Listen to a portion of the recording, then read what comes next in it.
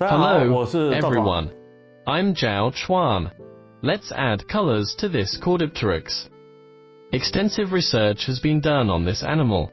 One aspect that particularly helps us design its colors is that scientists have reconstructed feather colors from different parts of its body. Pigments have been preserved in many areas of its fossilized feathers. By examining these pigment cells with electron microscopes, scientists have conducted preliminary studies. Therefore, we can now accurately restore its colors based on what we know. For example, according to the research, its body feathers were mostly gray, while the wings displayed black and white patterns. These patterns are also found on its tail. The white feathers may have lacked pigment cells, while the black feathers probably contained melanin deposits. So, its wings and tail were most likely black and white. And it's possible that they were reddish. If this animal's feathers contained carotenoids, pigments that do not fossilize, its tail might have been strikingly black and yellow, similar to modern pheasants. Based on these findings, we can determine its coloration. Its entire body can be colored gray.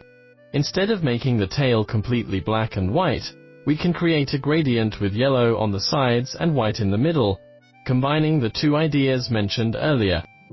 Additionally, when coloring the feathers, remember to create a sense of depth. Although its back is gray, do not just use one shade, use multiple shades to build layers and create a three-dimensional effect. For example, use a very light gray for the brightest areas, a slightly darker gray for mid-tones, and an even darker gray for shadows. Now, let's get started. First, use a lighter gray to color the relatively bright parts of its gray feathers. When coloring the light area, avoid applying the color too heavily all at once. Instead, leave some highlights on its back. Its feathers reflect light, resembling those of many modern birds, giving them a glossy appearance, especially along the center of the back, where a brighter, reflective stripe is visible.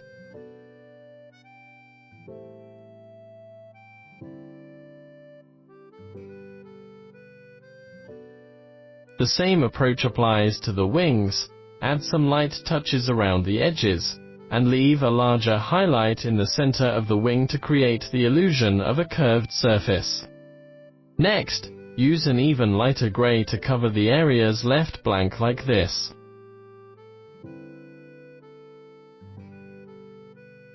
Don't overdo it. Use loose brush strokes to create a layered effect.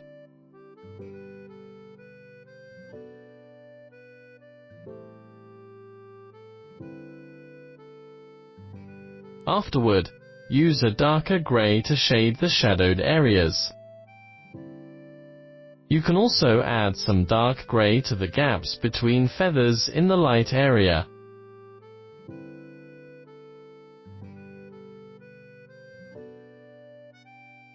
Shade the rear part of the belly, the area behind the legs, and the underside of the tail to add volume.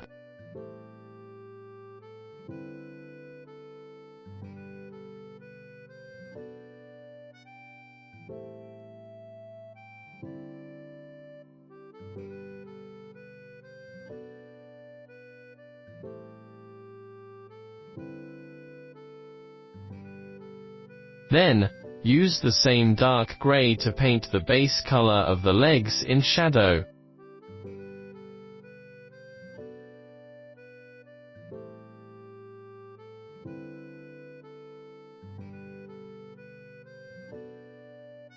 Then, use a light brown to color its feet. Like many birds, its feet may have been reddish, so a light brown, earthy red, or similar shade should work well.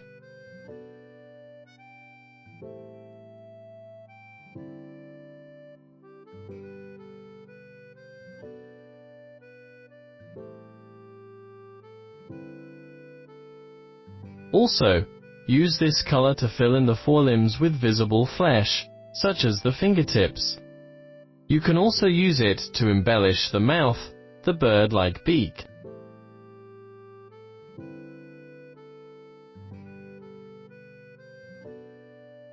Next, use a darker ochre to add shading to these areas.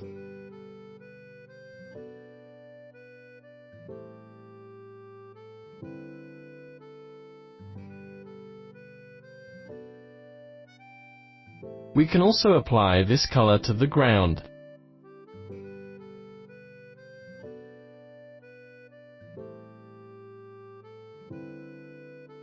Then, use light gray to color the large scales on top of its feet.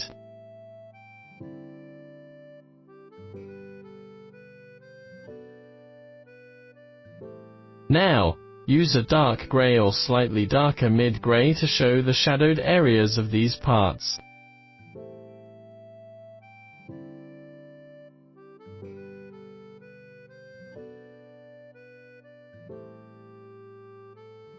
After that, apply a base coat of light yellow to the yellow feathers. Some scholars believe its feathers were simply black and white, as no pigments have been found in the white areas. However, this is also true for modern birds with red feathers, since their red or yellow parts are caused by carotenoids, a type of pigment that doesn't preserve well in fossils. So, it's possible these areas were in colors.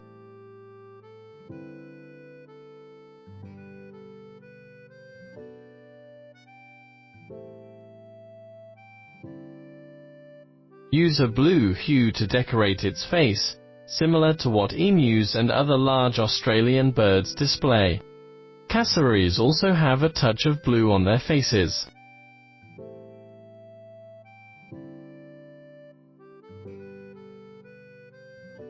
Next, color the wings with a darker shade of yellow. Use at least 2 yellows, one light and one dark, to create a gradient effect. If your drawing is large enough, you can incorporate more colors. The tips should be a bit darker. Assuming its wing and tail feathers are not just black and white, but somewhat between black and white, and yellow. Do not apply the yellow too much. Create a gradient effect on both sides, leaving the middle uncolored.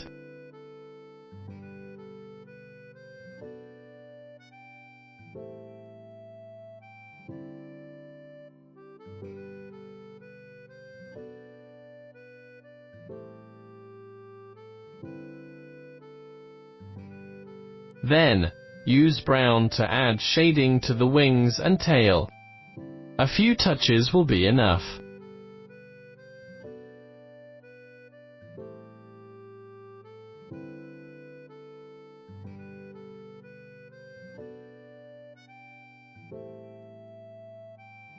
Apply a base layer of light yellow to the tail feathers.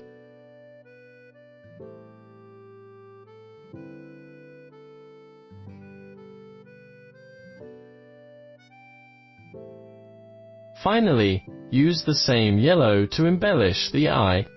That's it, we have finished coloring this Caudipteryx.